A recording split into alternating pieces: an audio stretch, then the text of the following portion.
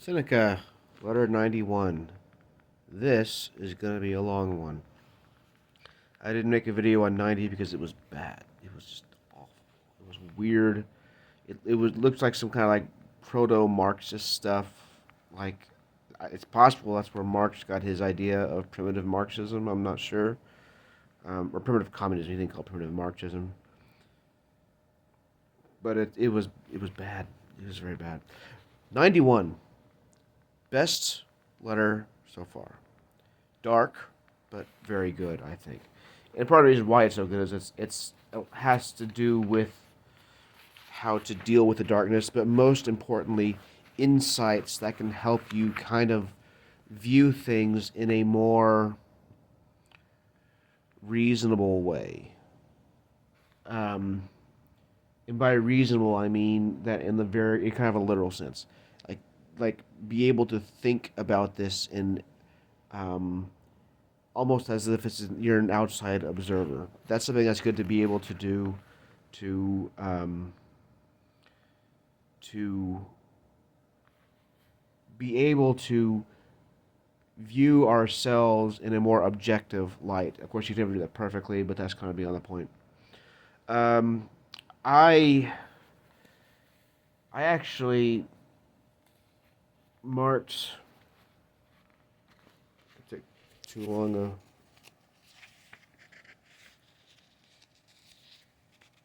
I think I skipped the page by mistake. Um,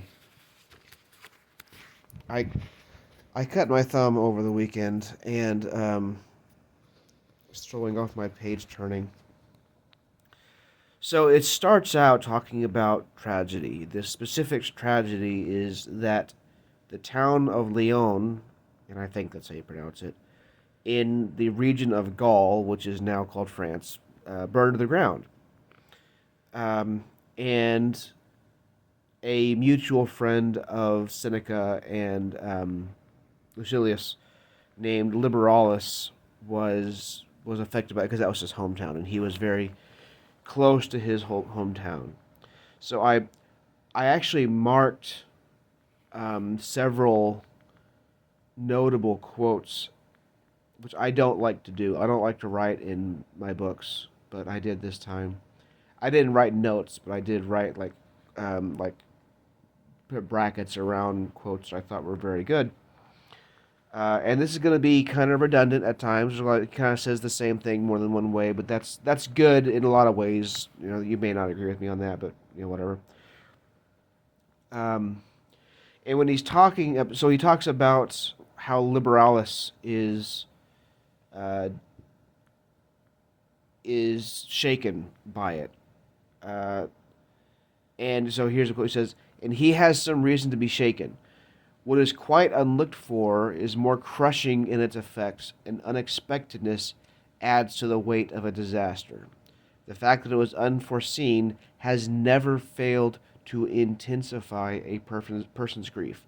The fact that it was never that it was the fact that it was unforeseen never failed to intensify a person's grief. This is a reason for ensuring that nothing ever takes us by surprise. We should project our thoughts ahead of us at every turn. We should project our thoughts ahead of us at every turn and have turn. Gosh, let me start that over. Um, this is a reason for ensuring that nothing ever takes us by surprise. Good luck with that, but there's some things you can do. You'll always be surprised by some things. We should project our thoughts ahead of us at every turn and have in mind every possible eventuality instead of only the usual course of events. We need to be prepared for things that go wrong. So, unforeseen tragedy is makes things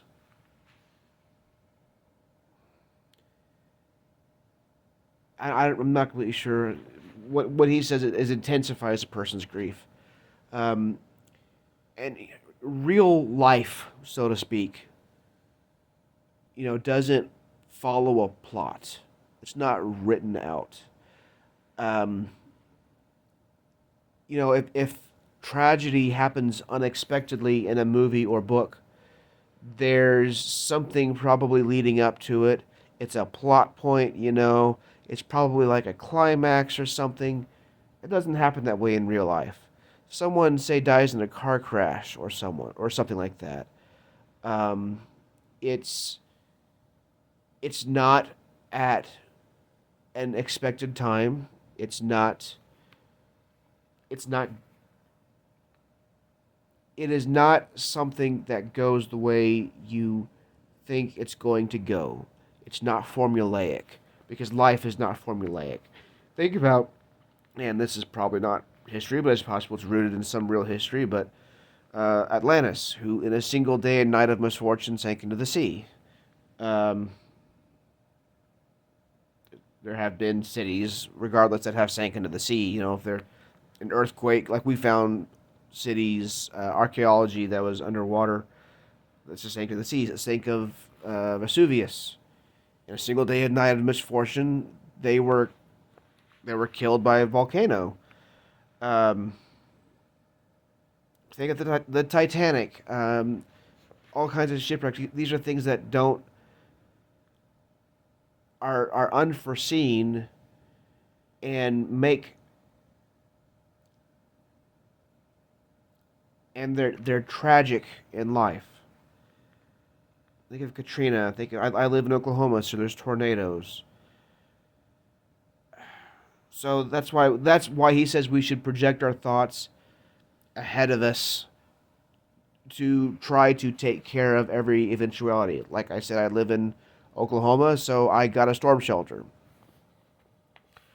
Um, so misfortune has a way of choosing some unprecedented means or other of impressing its power on those who might be said to have forgotten it. So when you when you think you're invincible, when you think, oh, things are going well, you know, I at work I have like what I call, and I don't know if I came up with this myself or if somebody else did, and I just don't remember. Um, but we don't want the company to be wholly dependent on any one person. So like I have like what I call the hit by a bus scenario. So if someone gets hit by a bus and they're in the ICU, because and I say they're in the ICU, I don't say they're dead because that's just sad. If they're hit by a bus and they're in the ICU, the company can't come to a screeching halt because of that. So if you forget that, misfortune can really happen, then that's a way that has a way of really kind of showing up at those times. Um, Sometimes God has a sense of humor, and sometimes it's kind of a dark one. Uh, Although that's not really a sense of humor, that's more of an issue of God reminding you that you need to count on Him. That's beyond the scope of Seneca, but that is something that I think that if you merge Christianity and Stoicism, that's a terrible way of putting that. But if you take some of the good elements out of Stoicism, leaving out that proto-Marxism from letter 90, then I've lost my train of thought. Uh, then you get to the conclusion that you know these kinds of things happen, but all things work to the good of those who serve the Lord. And a lot of times when these terrible things happen, they are intended to bring us closer to God. This is something that I was actually talking about. Not I was, but suddenly someone was talking about in Sunday school today. Is that I need to do something about that, but then it's going to stop the video recording. Oh well, I hate that. Anyway, um, oh, I know what I can do. I can mute it. Um, that the times of the most important growth is some of the darkest periods in life. Um, and we're going to come back to that a little bit later. So A single day strews and ruins all that was raised by a train of construction extending over a long span of time and involving a great number of separate works and a great deal of favor on the part of heaven. So a lot of work. You think things are getting great. What was it that they said? The Simpsons things are coming out Millhouse. You put so much work into something, and then it's gone. There's a lot of ways that's going to happen. If that hasn't happened to you before, it's going to. But there's also different ways that it can happen. Uh, so to say a day, indeed, a day of destruction, is to put too much of a brake on the calamities that hasten down upon us. An hour, an instant of time, suffices for the overthrow of empires. Rome wasn't really torn down in a day, but it did happen. No, that actually leads me to the very next quote. Nothing is durable, whether for an individual or for a society. The destinies of men and cities alike sweep onwards. Bear in mind, Seneca was living in Rome. There were a few hundred years left, but regardless, it was Rome. And that was the greatest empire, arguably, in the West. It was the greatest empire. In the East, you had the Mongols. They were probably greater. Um, and whatever's going on in China, I don't remember. But no, that would have been the Mongols too, because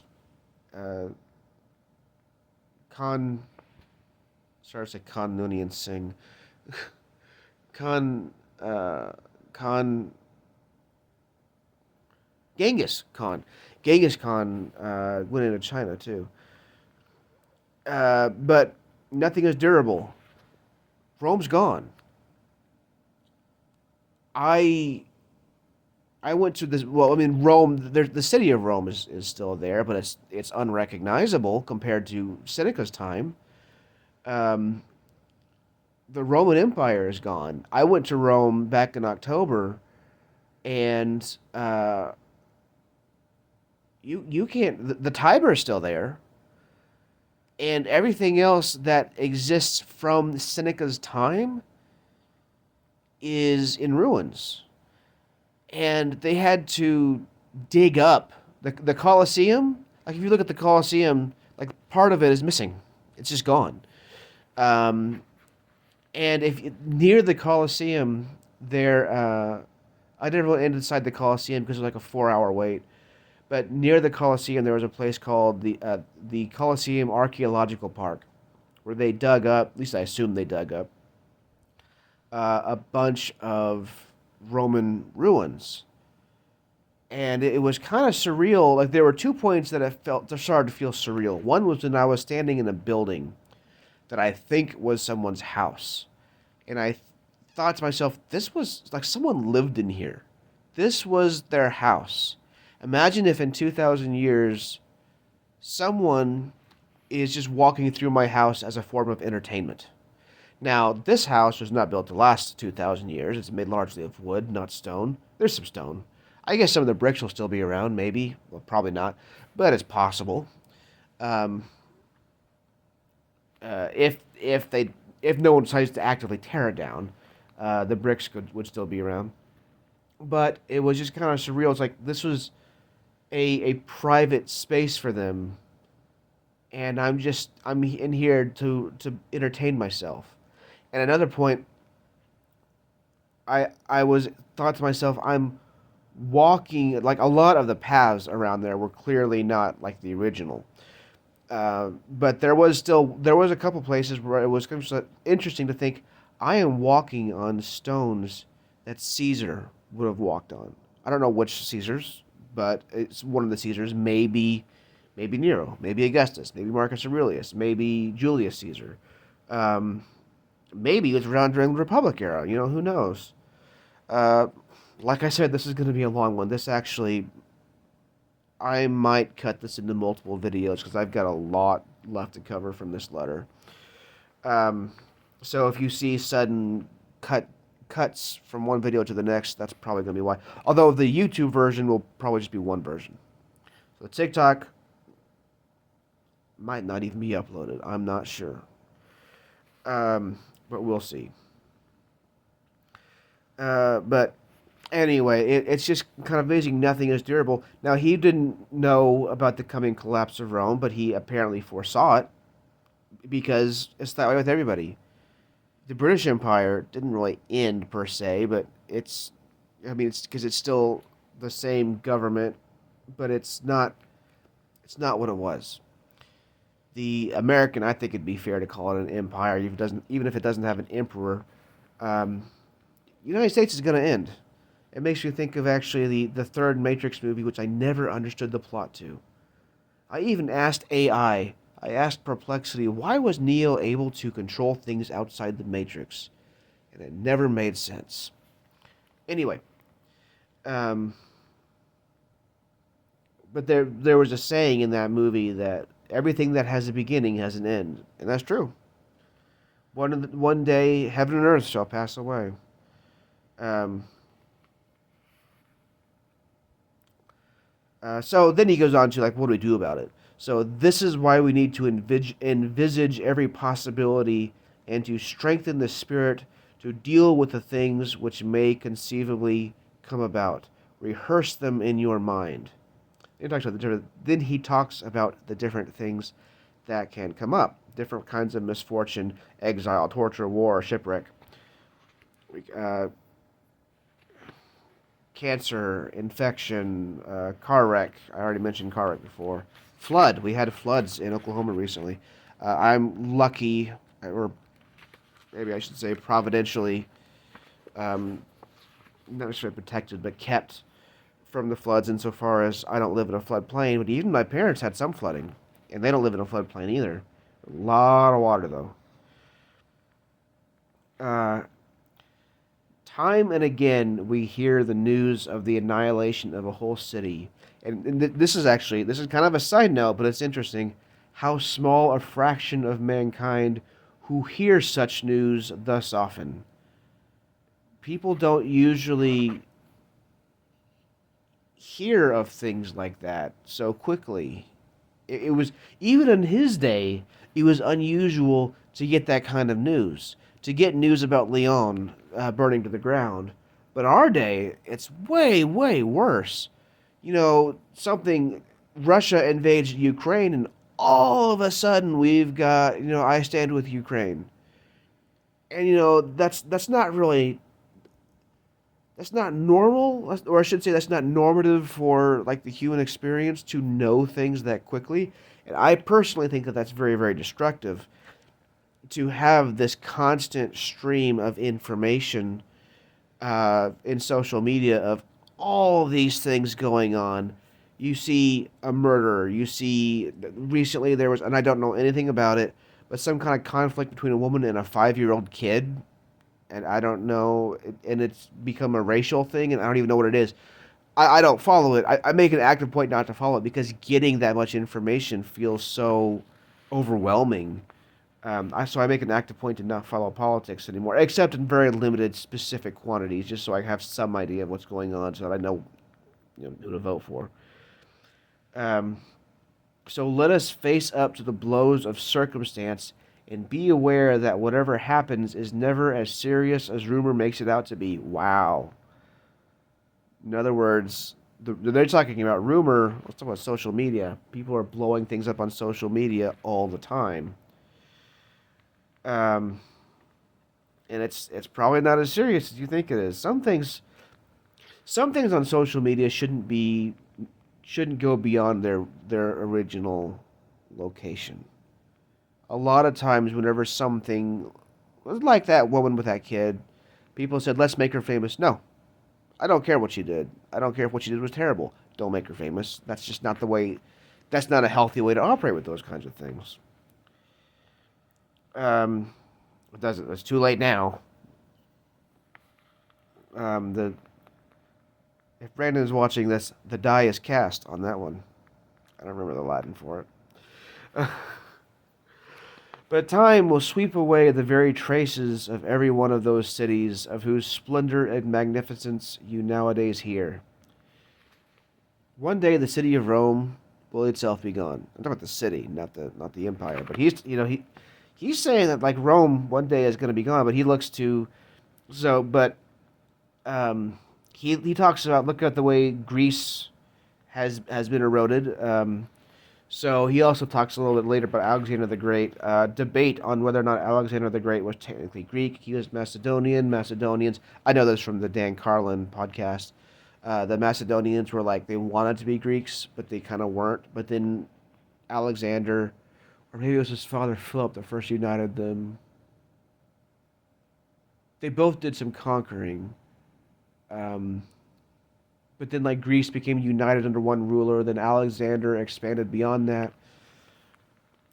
It's an interesting story. It's weird, um, but it's an interesting story. I kind of recommend that. What was that? Uh, I think the subjugation. That's not right. I can't remember what it's called, but if you look up Dan Carlin's, it's not anything complete yet as I record this, but his series on Alexander the Great really neat. This is not limited to mankind. This is not limited to structures. Mountain massifs crumble away. Whole regions have subsided. The waves have covered landmarks once far out of the sight of the sea. Things that were far away from the sea are now covered in the sea. The immense force of volcanic fires that once made the mountaintops glow has eaten them away and reduced to lowly stature what once were soaring peaks, reassuring beacons to the mariner. The works of nature herself suffer. This is dark. So it is only right that we should bear the overthrow of cities with resignation. Mountains disappear. One day, the great red spot of Jupiter is going to be gone. And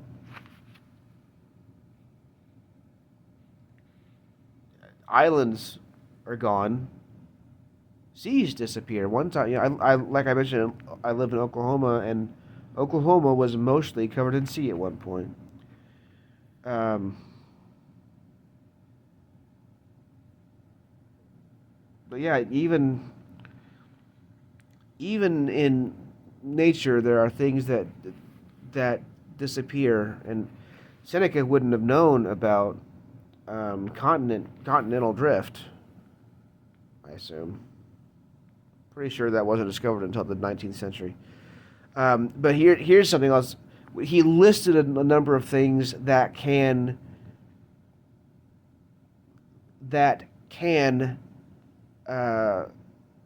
destroy things.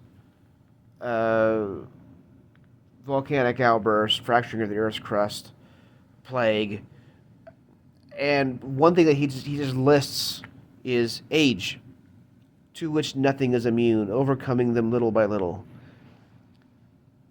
And that's true. Like I said, everything that has a beginning has an end. Everyone grows old. That actually made me think of a line from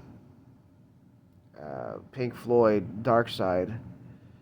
The sun is the same in a relative way, but you're older, shorter of breath, and one day closer to death. Man, that's dark, but it's one of the things that this really... Well, let's go on to the next quote before I say that. One thing I know, all the works of mortal man lie under sentence of mortality. We live among things that are destined to perish. Everything that has a beginning has an end. So one of the things that I would say about this is, so what's the point?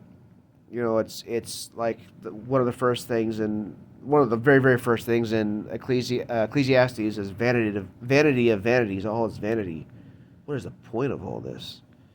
I was going to say this later, but this letter, in particular, 91, most feels like um, the book of Ecclesiastes in the Bible. And if you have any interest in Seneca, I highly recommend you read the book of Ecclesiastes. Also, Proverbs. Maybe I'll talk about more of that later. I don't want to talk about that too much now because I want to talk about that whenever I'm done with the entire book and I'm kind of summarizing my thoughts on the whole thing. Um, but the talk about things, the passage of time, things getting older, things changing. I've reached the age where I've seen so many things come and go, and one of the ways that that is most evident, sometimes in people that you lose, family members that you lose, and things will never be the same. But then family members that you gain, and things they're not the same, but uh, they're renewed in a different way. They are good in its own right. Like I've lost family members, but I have also two nieces, and I've gained family members just through the marriage itself. My sister's marriage, I mean. Anyway, um, but I see things that are gone, things that were there that were gone, buildings. Sometimes they're there, sometimes they're abandoned. Businesses, especially restaurants, but really any kind of business, it's like, wow, that's just gone now, and it's just kind of a weird thing, that it's just like something is just a memory now. Um, and it's just a weird. I know I'm being repetitive because I don't know how to get across just the kind of strange realization that things are not the way that they were. This is why you hear millennials all the time talking about the 90s. You hear Gen X all the time talking about the 80s because it's hard to believe that that world is gone. Like there are remnants of it, but it's gone. Uh, CRT TVs gone. I mean, I have one for playing old video games, but uh, and this is why nostalgia is so big on so many things. Uh, but it when you see how many things that are suddenly gone, things that sometimes you cared about, sometimes you didn't even realize you cared about it until you realized that they were gone. Um, and you sort of learn how to cope with that. Cope make it sound like it's a lot more extreme than it really is, but you kind of learn to be okay with that. You kind of learn to let it live in memory and be at peace with that. And also try to forge your way towards new things. That's an important way of being able to deal with loss. Um, I just scratched my arm. Is being able to move forward towards something else, and that actually kind of accidentally goes into the very next sentence, the next quote that I had in mind. A setback has often cleared the way for greater prosperity. Many things have fallen only to rise to more exalted heights. So I think of the first thing I thought of that was Chicago. I don't remember what year it was. I think it was the 19th century like late 19th century, when Mrs. O'Leary, was that her name? Her cow knocked over a lantern, and that started a fire that burned down all of Chicago. Chicago has since been rebuilt, and it's a massive city now. Now you could argue that's for the worse, uh, but it's uh, with this long history of organized crime. But Chicago, regardless, is a massive city now, uh, and it's just the case that sometimes things have been torn down to be built back up. That goes back to what I was saying before about what was discussed in Sunday school today. some of the most important periods of growth were from some of the darkest times in life. So the spirit must be trained to a realization and an acceptance of its lot. It must come to see that there is nothing fortune will shrink from, that she wields the same authority over emperor and empire alike, and the same power over cities as over men.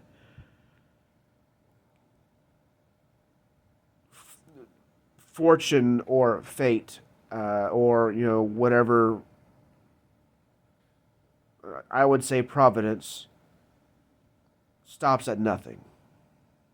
The Lord does as he pleases. Or if you don't like that, if you like the morai for the fates, then the morai, is that the right word? Well, anyway, then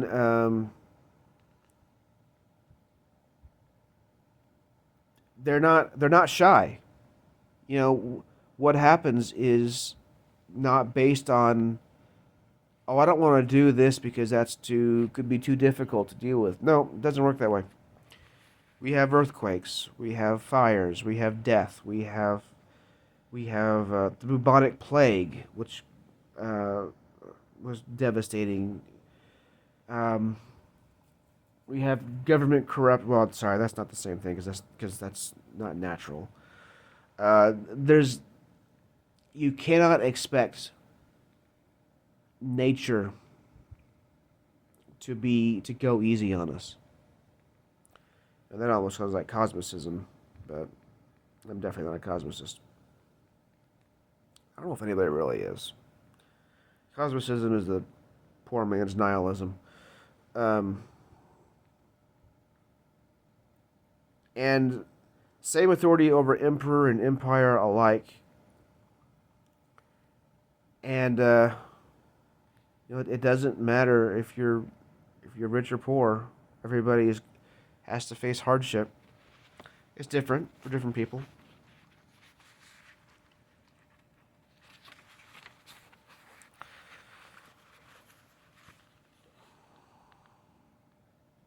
Oh yeah, so I accidentally started to get sidetracked into political corruption. He actually talks about that. He says, resent a thing by all means if it represents an injustice decreed against yourself personally.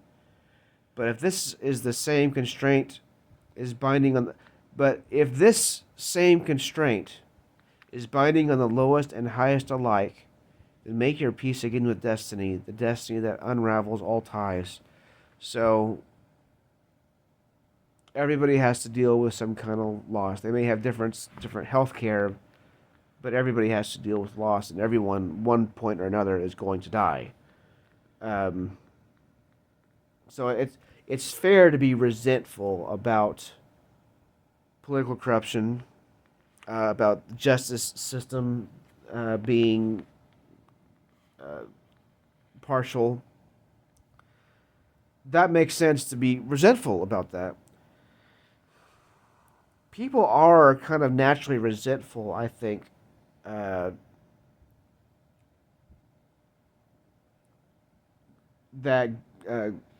people can be angry at God for taking someone away, for example. But it doesn't make a lot of sense. It's not rational. No one claimed. I guess really no one ever claimed it was rational. In ashes, all men are leveled. We're born unequal, we die equal. Man, that is dark. That destiny unravels all ties. We're born unequal, we die equal. Everybody dies. Then he talks about Greece. And I don't remember if I mentioned this or not, but like when I meant to mention this before when we were talking about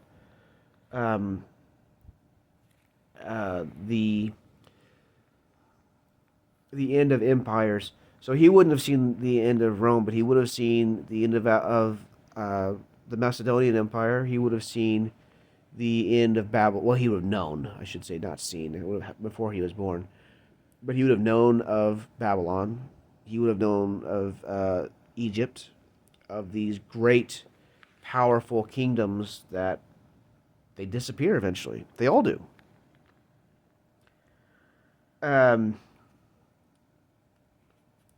Well, okay, so this continues on how it's the same for everybody. Imagine that nature is saying to you, these things you grumble about are the same for everyone. I can give no one anything easier. But anyone who likes may make them easier for himself. How? By viewing them with equanimity. Equanimity, I've not really mentioned this, I don't think I've mentioned this word, but it's really what people mostly associate with the word stoic. If a person is stoic, that means they're equanimitous. Thank you. Equanimitous. And that what that means is that they don't experience either they're in control of their emotions, at least mostly. It's not that they don't get angry, they just don't get too angry. They they don't it's not that they don't get happy, they don't get too happy. It's not that they don't get that sad, they don't get too sad. They don't let their emotions get out of control. I am not an equanimitous person. I don't claim to be. I think some people think I am because I don't show my emotions, and that's only because I learned from experience that it's best not to. Um, but from there, he goes on to something that's a little bit not different, but in part of dealing with it, in part of being equanimous. Um, he talks about his friend Demetrius. Well, he talks about like why are you afraid of these things? It's only because uh, of the chatter of the people around you. He talks about you must experience these things. You must experience loss. No, I don't necessarily agree with all the things that he says here, but there is some truth insofar as it's easy to be afraid of something because the masses are afraid of it. Um, if people start talking doom and gloom, if people start, it's easy to kind of go along with the crowd and not think rationally. And a lot of times, the majority of people are just wrong. They're just dumb. Then he says, my friend Demetrius has a nice way of putting things when he says, as he commonly does, that to him the utterances of the unenlightened are as noises emanating from the belly. What difference does it make to me, he asks, whether their rumblings come from the upper or their nether regions?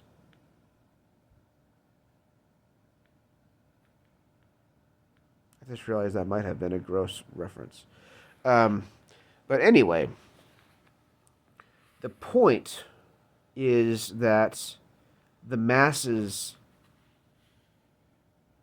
have a lot of dumb ideas about what is and is not to be concerned about. And just because people are afraid of it doesn't mean it's something that you should be afraid of. Especially if it's something that you have to experience, that you can't avoid. Well, this was very rambly. This was by far the longest video I've made, 40 minutes almost.